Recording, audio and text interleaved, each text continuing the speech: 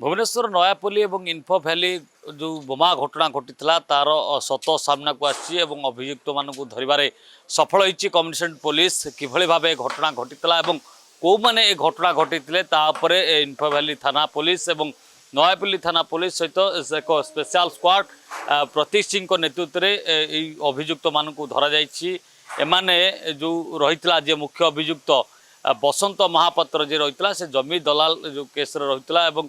जो जमी को नेण देण करा जाई पारुनथला अनेक विवाद रही से जमी को से बिक्री करुला बिल्डर मान को जितेबाला बिल्डर माने ए घटनार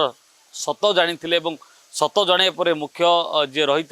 षड्यंत्रकारी बोमा घटनार ताकू जितेबाला पैसा मगा जाइथला अर्थात बसंत महापात्र को जितेबाला पैसा मगा जाइथला बसंत महापात्र ए पैसा दवा को मना करुला परवर्ती समय जो माने ताकू टार्गेट करके पैसा मागुथिले सेमान को से टार्गेट करुला किभली गोटे सेमान को भितर भय सृष्टि करने बोमा माड़ करुला जहाँफल आप देखुवे सीसीटीवी जे दुई जन बाइक रे आसुछंती एवं जो कार पार्किंग करा जाउची व्हाइट कलर कार रही से कार रे किभली जड़े जन को फॉलो करुछि एवं लोक ओलिकी जीवा परे राति रे भय सृष्टि करने सेमान को कार रे फॉल्स बोमा मरा जाउची बोमा मरिया परे तांको भितर गोटे भयंकर परिस्थिति सृष्टि करा जाउची एवं ए घटना धरवाई पुलिस सफल होती सीसीटीवी आधार से धरवा सहित आज मुख्य अभियुक्त जे रही बसंत महापात्र को कोर्ट चालाण भुवनेश्वर कैमरा पर्सन गुडुंक सह प्रियकांत साहू।